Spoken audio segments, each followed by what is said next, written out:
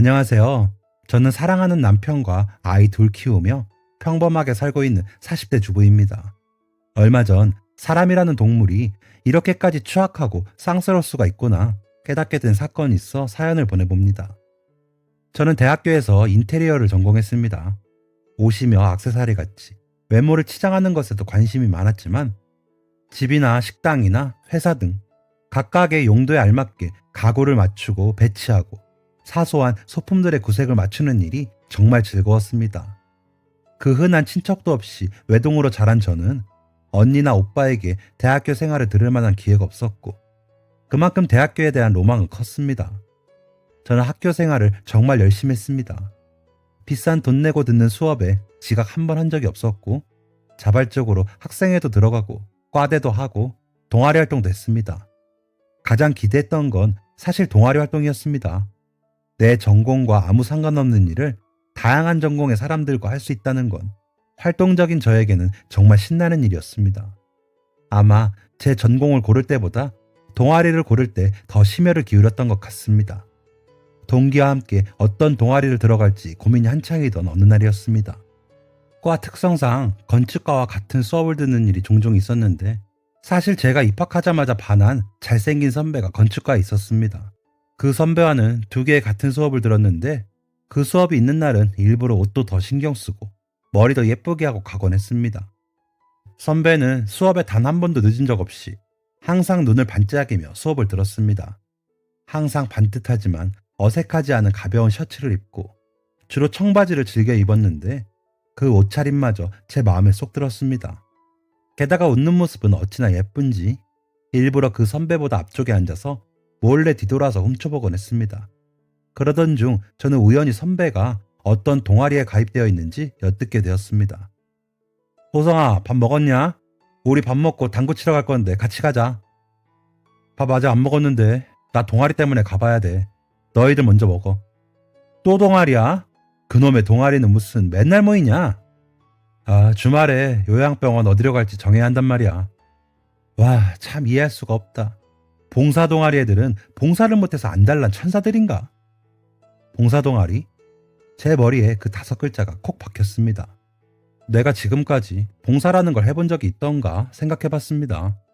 그러다 떠오른 흐릿한 기억은 고등학생 때 봉사 점수를 채우기 위해 동네 어린이집에 며칠 나갔던 기억이었습니다. 그때 했던 일도 아이들이 하원한 늦은 오후나 아이들이 없는 주말에만 잠깐 장난감 청소를 하거나 교실 바닥을 닦는 일이 전부였습니다. 저는 그래, 이럴 때 아니면 언제 또 봉사를 해보겠어 하는 이상한 합리화를 하며 그날 수업을 모두 마치고 봉사 동아리를 신청했습니다.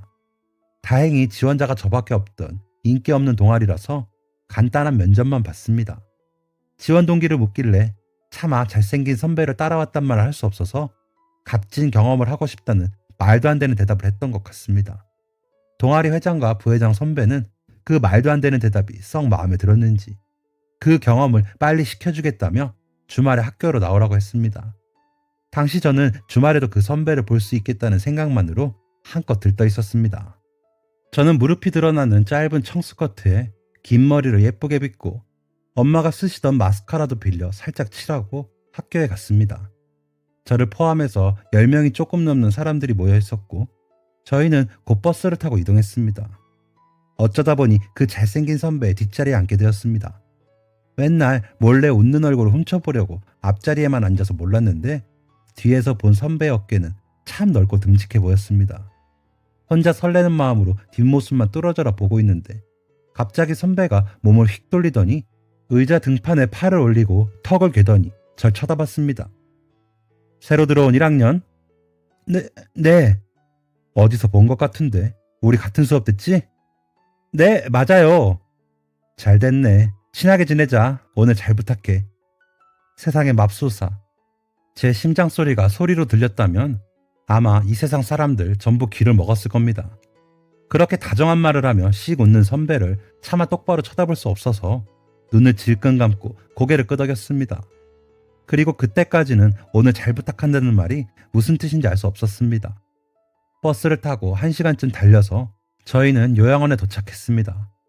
요양원은 제 평생 처음 가보는 곳이었는데 다른 선배들은 익숙하다는 듯 안으로 들어갔습니다. 저도 그 뒤를 따라갔고 난생 처음 본 요양원의 모습은 조금 충격적이었습니다. 요즘이야 시설이며 환경이 많이 좋아져서 웬만한 병원보다도 더 잘 되어 있다고 하던데 제가 갔던 그 요양원은 규모도 크진 않긴 했지만 지금보다 아주 많이 열악한 환경이었습니다. 일하시던 직원분들이 반갑게 저희를 맞아주셨습니다. 선배들도 익숙하게 인사를 나누며 자연스레 할머니 할아버지들에게 다가갔습니다. 친근하게 인사를 건네며 그간의 안부도 묻고 안마도 해드리고 과일도 깎아드리는데 그 모습이 너무 낯선 저는 이러지도 저러지도 못하고 어물쩡 서 있었습니다. 그때 누군가 제 손을 잡았습니다. 나이가 많으신 할머니가 제 손을 잡고 저를 보며 씩 웃더니 화장실 하셨습니다. 저는 당황해서 잠시만요 하며 화장실을 찾았습니다. 화장실이 어디 있는지 몰라 두리번거리는데 할머니께서 그만 그 자리에서 서 계신 채로 이를 보시고 말았습니다. 그때 저는 정말 눈물이 나올 뻔했습니다. 저 때문에 화장실에 못 가신 것 같아 너무 죄송스럽기도 했고 이 상황을 어떻게 해야 하나 무섭기도 했습니다. 그때 그 잘생긴 선배가 이쪽으로 다가왔습니다. 할머니, 여기 잠깐만 계세요. 제가 도우미모 불러올게요. 선배는 아무렇지 않게 주변에 계시던 도우미분을 불렀고 도우미분은 아이고 할머니 또 바지에 싸셨네. 또 목욕해야겠네 하며 익숙한 듯 할머니를 모셔갔습니다. 선배는 어디선가 걸레를 가져와서 청소를 하고 있었습니다. 제가 어쩔 줄 몰라 하며 서 있자 선배가 차분하게 제게 말했습니다. 여기는 내가 정리할 테니까 할머니께 가봐. 선배 말대로 할머니와 도우미분을 따라가니 다른 여자 선배 한 명과 함께 할머니 목욕 채비를 하고 계셨습니다. 학생 처음이라던데 많이 놀랐죠? 우리 할머니가 자주 이러셔요. 제가 빨리 봤어야 했는데 미안해요. 네? 아니요. 제가 화장실을 못 찾아서 그만. 어이구 처음 왔는데 화장실을 바로 찾으면 그게 이상하지. 저는 도우미분과 여자 선배를 도와서 할머니 목욕을 시켜드리고 옷을 갈아입혀 드렸습니다. 처음 느껴보는 기분이었습니다. 누군가를 이토록 보살핀 적이 없어 제 손길이 제가 느끼기에도 어색했는데 할머니는 내내 아이처럼 웃고 계셨습니다. 옷을 다 입으신 할머니는 색종이 뭉치를 가져오셨고 여자 선배는 익숙하게 할머니와 같이 종이 접기를 했습니다. 저도 아무 말 없이 따라서 종이를 접었습니다. 학도 만들고 종이배도 만들고 개구리도 만들다 보니 어느새 점심시간이 되었고 할머니 할아버지들 틈에서 요양원에서 주는 밥을 먹었습니다. 어르신들 입맛에 맞춰서 그런지 간이 심심하고 야채가 많은 식단이었지만 맛있었습니다. 밥을 다 먹고는 뒷마당에 모여 빨래를 하는데 잘생긴 선배가 비닐봉지를 흔들며 오더니 아이스크림을 나눠줬습니다. 저도 하나를 받아들고 먹으려는데 선배가 제 앞에 다가와서 앉았습니다. 힘들지? 아니요. 조금? 처음이라 낯설고 어려울 거야. 나도 그랬으니까. 그런데 지금은 어떻게 그렇게 잘하세요? 그냥 내 할머니다, 내 할아버지다, 내 부모님이다 생각하니까. 네?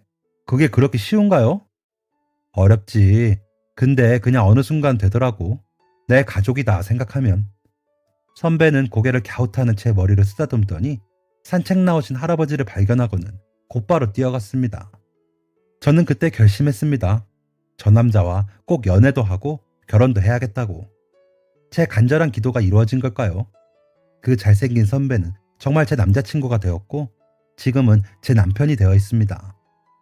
대학생 때부터 봉사 동아리에 졸업하고도 꾸준히 봉사를 다니며 항상 어르신들을 챙겼던 남편은 결혼 전에도 알았지만 부모님께도 정말 지극정성이었습니다. 그게 어느 정도였냐면 저와 연애를 할 때도 한 달에 2번 정도는 꼭 시부모님을 만나러 왕복 5시간이 넘게 걸리는 거리를 다녀오는 건 물론이었고 시부모님의 생신이면 꼭 손수 만든 미역국을 대접해드렸고 대학교 시절엔 알바비를 모아서 부모님 건강검진까지 예약해드리는 아들이었습니다. 사남매 중 막내라 오냐오냐 자라서 버릇없이 클 법도 한데 오히려 남편은 그만큼 부모님께 더 잘하고 저희 부모님도 잘 챙길 줄 아는 흔히 말하는 효자로 컸습니다. 그리고 이게 어떤 화를 불러올지 그땐 미처 알지 못했습니다. 결혼 후 저희는 정말 행복했습니다.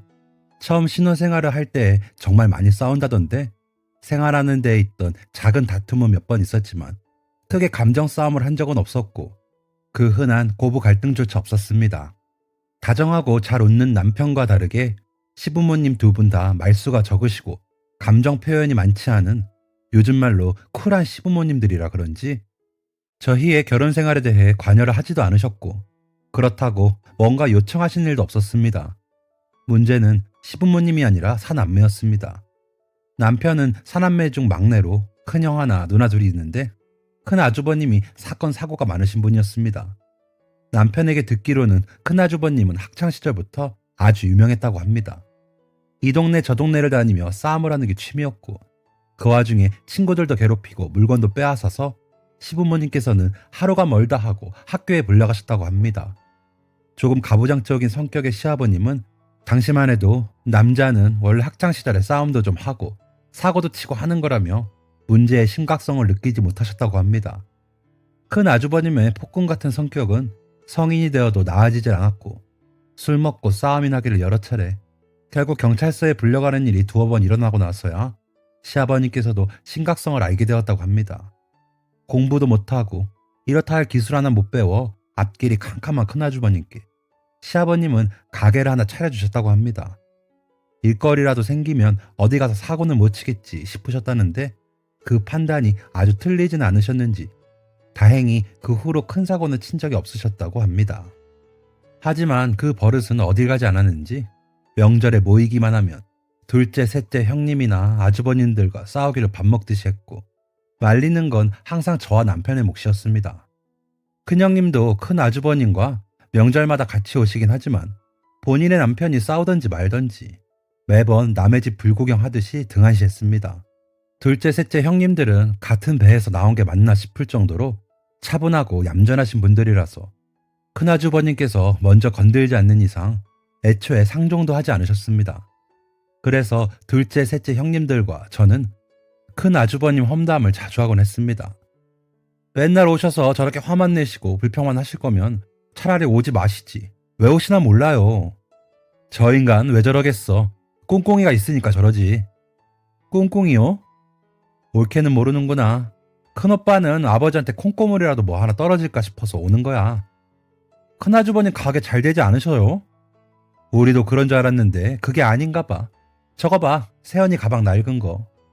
시아버지께서 해주셨다는 큰아주버님의 장어집은 제가 알기로는 아주 잘 되고 있었습니다. 시아버지가 장어 도매하시는 지인분께 특별히 부탁해서 원가도 저렴하게 해주고 맛집으로 소문도 나서 손님도 많다고 큰형님이 맨날 자랑을 했는데 그게 아닌가 봅니다. 그러던 어느 날이었습니다. 시부모님이 계시는 시골집 주변에 큰 산이 하나 있었는데 그곳에서 삼이 많이 자라서 신만이들이 많이 찾는 곳이었습니다. 시부모님도 옛날부터 가끔 산에 올라가서 삼을 찾아봤는데 상품성 없는 어린 산삼만 몇 번 캐본 게 전부라고 하셨습니다. 남편도 어렸을 땐 큰 아주버님과 시부모님들 따라서 몇 번 올라가 봤다고 했습니다. 큰 아주버님도 그때 기억이 있으신지 명절에 모이면 가끔 아주버님들과 남편까지 모여서 산에 올라가곤 했습니다. 남편 말에 의하면 가서 삼을 캐는 건 거칠고 아주버님들의 일은 잘 되는지 돈을 얼마나 모았는지 따위의 질문을 큰 아주버님이 한다고 하더군요. 얼마 전 추석에 점심을 먹고 얼마 안 되어서 큰 아주버님께서 아주버님들과 남편을 불렀습니다. 곧 다 같이 산으로 올라갔고 남은 여자들은 귤이나 먹으며 조용한 오후를 보내고 있었습니다. 그렇게 한 두어 시간쯤 흘렀을 때였습니다. 마당이 북적북적하는 걸 보니 아주버님들과 남편이 온 것 같아 문을 열었습니다. 남편은 검은 비닐봉지를 흔들며 들어왔습니다. 뭐 좀 찾았어요? 둘째 형님이 이런 걸 캤는데 한번 봐봐. 누나들도 와서 봐요. 남편의 부름에 형님들이 모여들었습니다. 남편은 검은 봉지에서 삼을 하나 꺼냈는데 여지껏 보던 인삼 같은 거랑은 생김새가 좀 달랐습니다. 어때? 이거 산삼 같지? 그러게 좀 누런 게 산삼 같긴 한데 잘 모르겠네. 소란스러웠는지 방에 계시던 시어머니가 나오셨습니다. 시어머니께서는 삼을 요리조리 살피시더니 이렇게 말씀하셨습니다.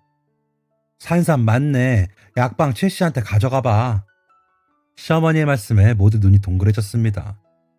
둘째 형님은 이렇게 귀한 걸 어떻게 찾았냐며 둘째 아주버님에게 박수까지 쳐줬습니다. 다 같이 찾다가 발견한 건데 뭐.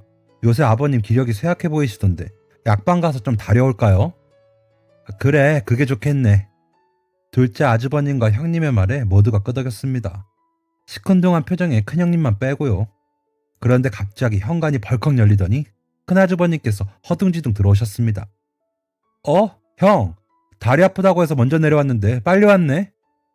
야이씨, 그렇다고 형을 두고 가냐? 그리고 그거 산삼 아니라니까. 산삼 맞대, 엄마가 그러셨어. 아니라니까. 내가 저 산 얼마나 다녔는데 산삼이랑 도라지도 구분 못할까봐? 우리 엄마가 노망이 났나. 이게 뭐가 산삼이에요? 냄새부터 다르구만. 이상하다 싶을 정도로 호통을 치는 큰 아주버님의 말에 다들 고개를 갸웃거렸습니다. 그러다 둘째 형님이 단호하게 입을 열었습니다. 이거 산삼 맞고 약방 가서 다려서 아버지 드리기로 했으니까 엉뚱한 소리 그만해. 뭔 소리야. 넌 아버지한테 고작 도라지를 다려드리냐? 하여간 애가 멍청하다니까. 야, 내놔봐. 그 약방 내가 가볼 테니까.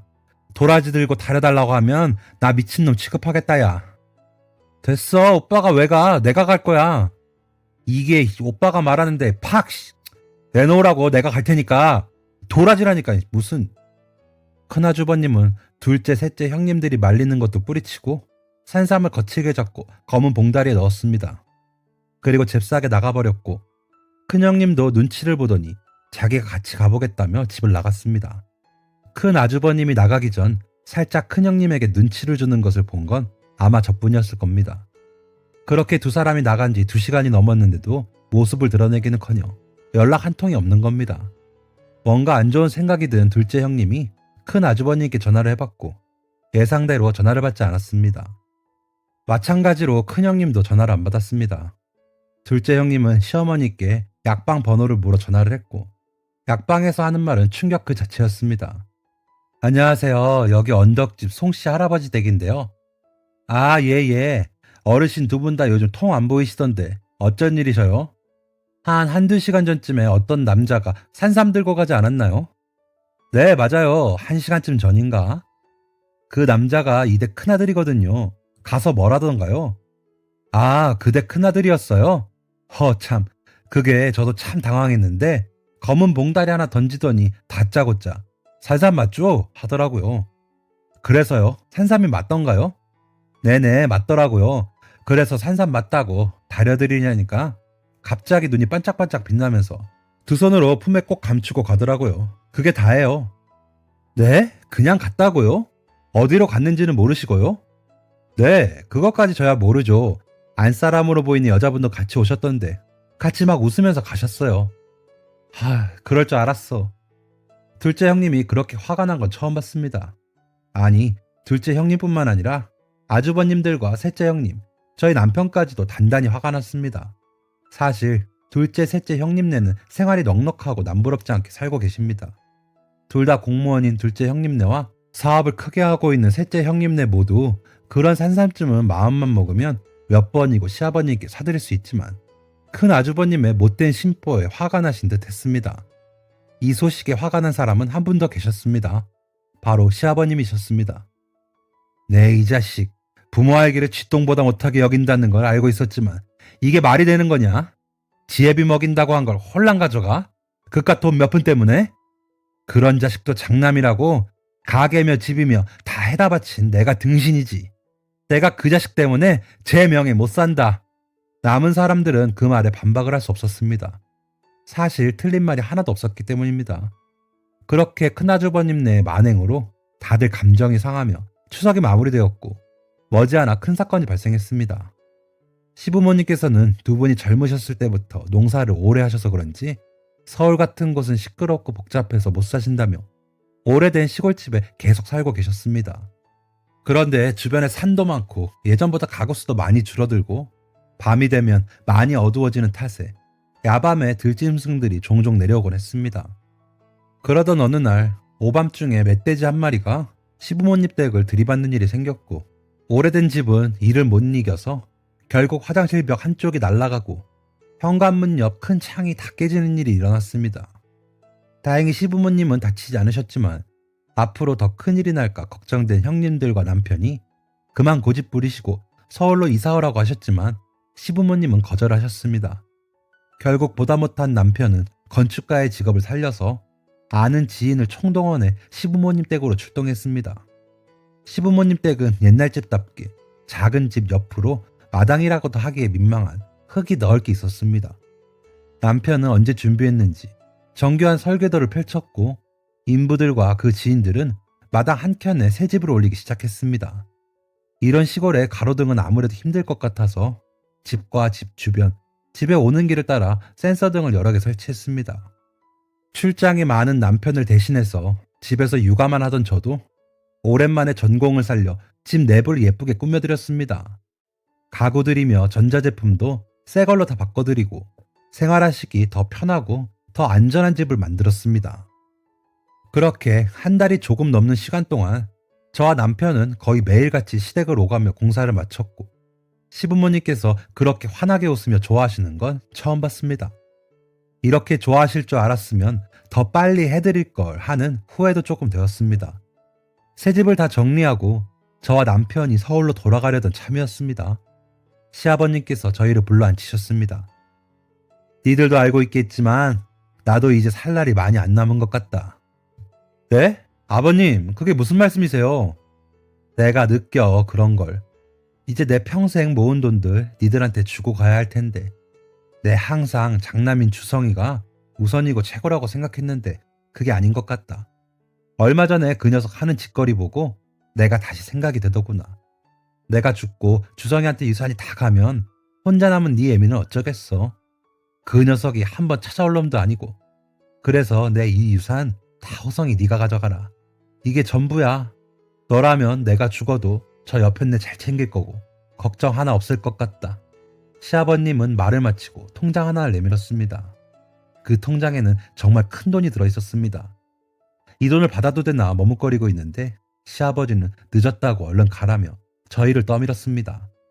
저희는 얼떨결에 아버님이 주신 통장을 들고 오게 되었고 한참을 고민하다가 둘째 형님네와 셋째 형님네에게만 이야기를 했습니다.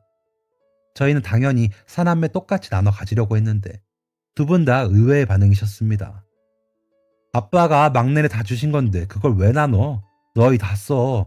지금까지 호성이랑 올케가 엄마 아빠한테 얼마나 잘했는데 그 정도는 당연한 거야. 나는 한 푼 필요 없으니까 알아서들 해. 그거 내신 나누면 얼마나 된다고 나눠? 우리는 그런 거 없어도 돼. 이번에 집도 새로 해드린다고 고생 많이 했다며. 그 보상이라 생각하고 받아 그냥. 오빠한테는 절대 말하지 말고.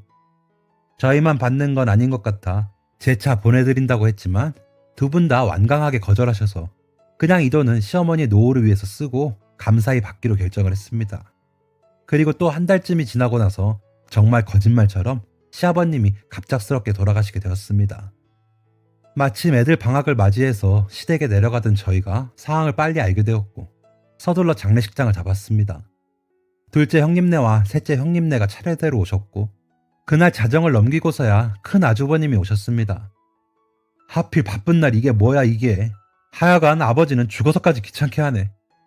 큰 아주버님의 말 한마디에 안 그래도 차가운 공기가 더 차가워졌습니다. 둘째 형님이 뭐라 한마디 하려는 걸 셋째 형님이 그냥 무시하자며 말렸습니다. 큰 형님은 일손을 거들긴커녕 오자마자 상 하나 차지하고 앉아서 밥을 먹고 있었습니다. 큰 아주버님의 만행은 계속되었습니다. 그래서 제 유산은 어디 있대요? 뭐? 오빠는 아버지 돌아가시자마자 그게 할 소리야? 그럼 못할 건 또 뭔데? 내가 뭐 하자고 이 먼 시골까지 명절마다 왔다 갔다 했겠냐? 그나마 아버지는 장난 말이라면 끔뻑 하시니까 붙어 있었던 거지. 진짜 쓰레기다. 이게 오빠한테 못하는 말이 없어. 오빠도 그런 쓰레기 같은 말 하는데 나라도 못할 건 또 뭐가 있어? 돈만 밝히는 이 쓰레기야. 제발 정신 좀 차리고 살아. 인연이 진짜. 큰아주버님이 둘째 형님을 향해 손을 높이 올리는 순간 시어머니께서 큰아주버님을 밀치셨습니다. 나이 7순이 넘으신 어머니가 건장한 체격의 아주버님을 밀었으니 큰아주버님이 뒤로 몇 발짝 물러나는 정도였지만 시어머니의 그런 반응은 처음인지라 모두 당황한 듯 보였습니다. 시어머니는 눈물을 뚝뚝 흘리며 울고 계셨습니다. 그만 좀 해 이거사. 아, 엄마, 저게 오빠한테 바락바락 대드니까 그런 거죠. 못한 말 했니? 쓰레기한테 쓰레기라고 하는 거 보니 말만 잘하는구만, 뭘. 아씨, 엄마까지. 아, 됐고, 아버지가 남긴 유산이나 주세요. 그거 받고 갈라니까. 다시 오라고 해도 안 와요. 더러운 집구석. 너한테 줄 유산이 어딨어? 아버지가 죽기 전에 호성이한테 다 줬으니까 꿈도 꾸지 마. 뭐? 호성이? 그게 무슨 말이야? 큰아주버님은 충격을 받은 듯 멍한 표정을 하더니 곧 눈에 불을 켜고 남편과 형님들을 차례대로 노려봤습니다. 남편은 곤란한 듯 진땀을 빼며 상황을 설명했습니다. 내용을 전해들은 큰아주버님은 아주 노발대발 있는 화 없는 화를 다 냈습니다. 야, 이것들이 아주 단체로 정신이 나갔나? 우리 아버지가 놔주려고 모은 돈을 왜 니들 맘대로 결정해? 이 자식이 한 게 뭐가 있는데 얘가 왜 다 가져가냐고? 오빠, 말은 똑바로 해. 그게 왜 오빠를 주려고 모으신 돈이야? 호성이가 한 게 뭐 있냐고? 이번에 새집 지어드린 거 안 가봤지? 막내가 우리 대신 엄마 아빠 챙겨드리고 보살펴드린 건 생각 안 해? 그런 오빠는 한 게 뭐가 있는데 유산을 달라고 해? 난 장남이잖아. 니들보다 먼저 태어났잖아. 그럼 된 거지. 뭘 더 바래? 야, 너 돈 당장 내놔. 이런 도 빠짐없이 다 가져와. 호성아, 절대 주지 마. 오빠 말 절대 듣지 마. 형, 나도 우리 넷이 똑같이 다 나눌 생각이었는데 누나들이 필요 없다고 해서 형이랑 둘이서라도 나눌까 잠깐 생각했어. 근데 형 지금 태도를 보니까 그러면 안 되겠다. 돌아가신 아버지가 많이 후회하실 것 같아. 이 돈 엄마 노후 위에 쓸 거고 형한테 줄 돈 한 푼도 없으니까 그만 가. 어떻게 아버지 장례식장에서까지 이래? 뭐 이 새끼가? 큰아주버님이 남편의 멱살을 잡았고 장례식은 순식간에 아수라장이 되었습니다. 큰아주버님은 분에 못 이겨 얼굴이 뻘개져서는 남편을 죽일 듯이 잡았고 다른 아주버님들과 형님들은 이를 말리기에 급급했습니다. 시아버지의 영정사진 앞에선 시어머니께서 계속 울고만 계셨습니다. 결국 큰아주버님네는 끝까지 씩씩거리며 장례식장에 온 지 1시간 만에 돌아갔고 사건은 마무리되는 듯 했습니다. 저는 시아버님이 돌아가신 후 혼자 계실 어머니가 걱정되어서 전보다 자주 시댁에 내려갔습니다. 시간이 맞으면 남편과 아이들도 함께 가고 아니면 혼자 가곤 했습니다. 그런데 어느 날부터인가 큰형님께서 가끔 시댁에 오시곤 했습니다. 명절이 아니면 한 번도 온 적이 없었는데 가끔씩 제가 시댁에 가면 큰형님 혼자 오신 것을 볼 수 있었습니다. 그리곤 제가 시댁에 가서 마주치기라도 하면 매번 도망치듯이 가버렸습니다. 그런 일이 몇 번 반복했을 때쯤 그날은 제가 갔는데도 큰형님이 여유롭게 시어머니 과일을 깎아드리고 있더군요. 그때 갑자기 시아버지 장례식 이후로 코빼기도 안 비추던 큰아주버님께서 현관문을 박차고 들어왔습니다. 야, 이년아, 당장 나와! 큰아주버님은 큰형님에게 성큼성큼 다가가서 다짜고짜 머리 끄댕이를 잡고 마구 때렸습니다. 큰형님은 저항하며 비명을 질렀습니다. 야, 이놈의 자식아! 지 대신 지엄이 챙기는 마누라한테 뭐 하는 짓이여? 시어머니께서는 깜짝 놀라셔서 둘을 떼어놓으려 애를 쓰셨습니다. 저도 옆에서 거드는데 큰아주버님은 멈출 생각을 안 했습니다. 여기가 어디라고 오고 지랄이야?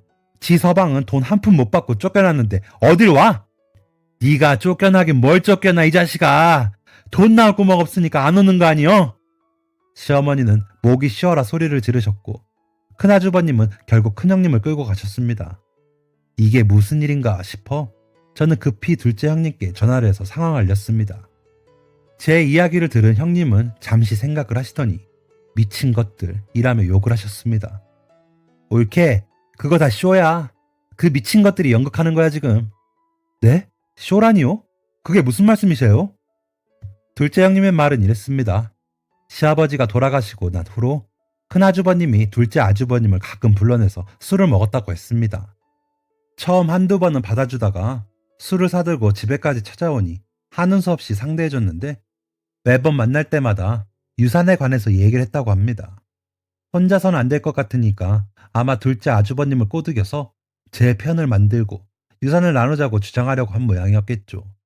그런데 엊그제는 술을 마시다가 혼자 잔뜩 취하더니 이런 말을 하더랍니다. 큰형님이 한 번씩 시어머니께 가서 챙겨주는 척을 하고 있는데 이제 거의 넘어온 것 같다고 했답니다. 그러면서 막내네가 가진 돈 시어머니한테 쓰기로 했으니까 자기네가 어머니 통해서 그 돈 좀 받을 수 있을 것 같다고도 했답니다. 그래서 큰형님이 시어머니를 챙겨주다 큰아주버님이 큰형님에게 욕하고 때리는 모습을 보이면 시어머니께서 마음이 약해져서 막내한테 돈 좀 달라고 하고 자신을 주지 않겠냐며 막 웃었다고 했습니다. 그 이야기를 듣는데 정말 온몸에 소름이 끼쳤습니다. 어떻게 하면 자기 부모님을 이용해서 그런 잔인한 생각을 할 수 있는지 정말 상상 이상이었습니다. 호락호락하지 않은 우리 시어머니는 이미 이런 꿍꿍이를 알고 계셨던 건지 단돈 1원도 내어주지 않으셨고 큰형님은 그 후로 한두 번 더 찾아오시더니 낌새를 눈치챘는지 지금은 연락 한 통도 없습니다. 형님들께 들어보니 하던 장어집은 망한 지 오래고 여기저기 돈을 빌리다가 못 갚아서 지금은 자취를 감췄다고 하더군요. 남편도 곧 이 상황을 알게 되겠지만 아버지가 힘들게 해주신 가게까지 말아먹었냐며 조금 남아있던 아량도 모두 없어진 모양입니다. 지금은 둘째 형님, 셋째 형님네와 함께 시어머니 잘 보살피고 있고 큰아주버님네는 입 밖에 꺼내지도 않습니다. 사람이 가장 무섭다고 하지만 이 정도일 줄은 몰랐네요. 모두 부모님께 효도하고 당당하게 살아요 우리. 긴 글 읽어주셔서 감사합니다. 지금까지 사연 들어주셔서 감사합니다. 사연이 재밌으셨다면 구독과 좋아요를 눌러주세요. 감사합니다. 안녕히 계세요.